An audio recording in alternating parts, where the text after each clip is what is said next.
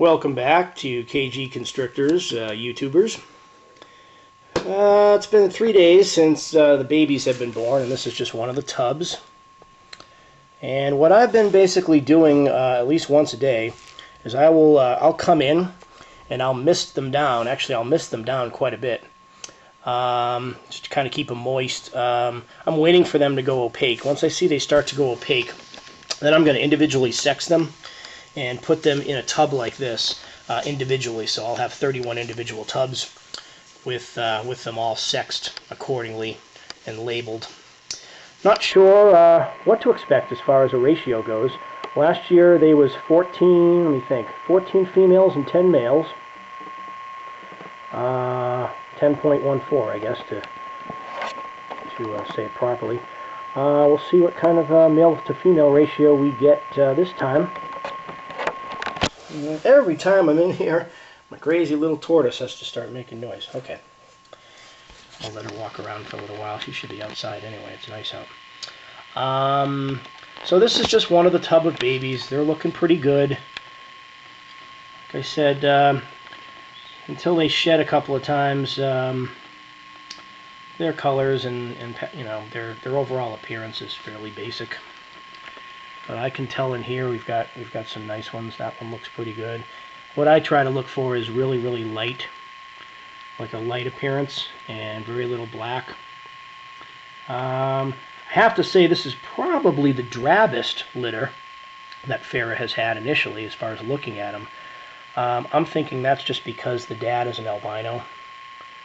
You know, they're all het albino. They're all double het sunglows, so I'm sure there's going to be some really good-looking babies in here. So I don't mean to say that they're ugly or anything. They're definitely not ugly. They appear different from her previous 3 litters that she's had, and that's because I'm guessing it's because of the dad, which is fine. I'm perfectly happy with them, and yeah, very good-looking babies.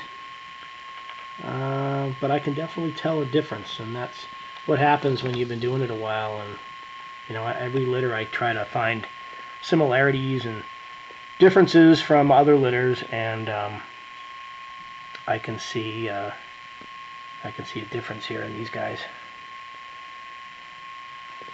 So here's an example. I have a holdback female that I think probably looked about like this, kind of dark when she was born. And I'll show you what she looks like now. She's currently actually, I usually don't do this. There's 2 boas in this drawer, and it's kind of a temporary thing. What I usually do here is I always leave one of these drawers empty and clean. So if somebody makes a mess, I can just instantly put them into the clean drawer and then clean theirs off, and then that becomes the next one. You know, I use Noble Sand to clean everything. It's a veterinary grade. It's, you know, a germicide. So I also use Prevenamite just as a preventative measure. So and I make sure that the water bowls follow the animals. But so anyway, what I was getting at is this girl right here is from the 06 litter. That's from the very first litter, and you can see her color. I mean, she's a beautiful, beautiful salmon boa. And when she was a baby, she, I have to say, was an ugly duckling. She was dark. The reason why I kept her, you may not be able to tell initially, but you see that kink in her neck? She had this fused vertebrae, so I didn't want to sell her to anybody. She has had no problem eating, and basically you know, acts just like a normal boa. You really wouldn't notice. And I'll probably breed her one day, and I'm not expecting that this is going to be passed on to her babies. This was a result of being, you know, squished a certain way in her egg with all the other babies. It was the first litter that Farrah had, and she was a lot smaller then. So my guess is she had 24 babies in there, and probably just not enough room for everybody to grow properly. So this little girl here developed that funky little neck kink. But she's great, and the bigger she gets, it's actually harder to notice it. Her little cage mate is a double het sunglow male. He's actually the same thing as these guys. He's a double het sunglow. He had a parent that was a salmon and a parent that was an albino.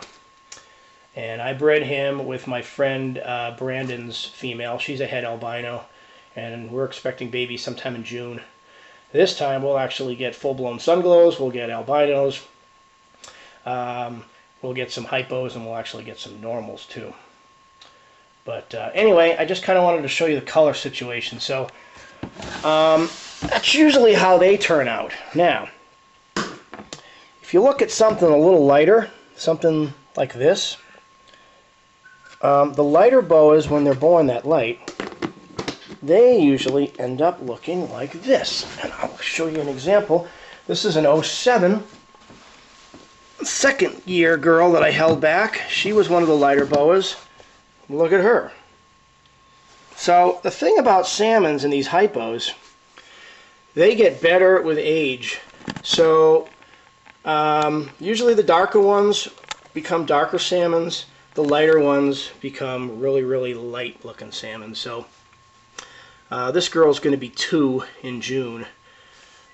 And I've brought her up really slowly. I mean, salmons, these guys, because they're the true salmon gene, they've got a lot of Pan-American, you know, genetics behind them, so they don't get all that big. I mean, Farrah's about the biggest I've seen, or that's your typical size. She's probably about, I think she's about 7 feet. So I figure, you know, I'm sure she'll be old enough and large enough to breed in the fall of 2010, which is fine. No rush. Here's another one of these light jobbies. That's a holdback from last year's litter. This one's going to be a year in another week or two. Once again, bringing them along nice and slow. These are the holdbacks.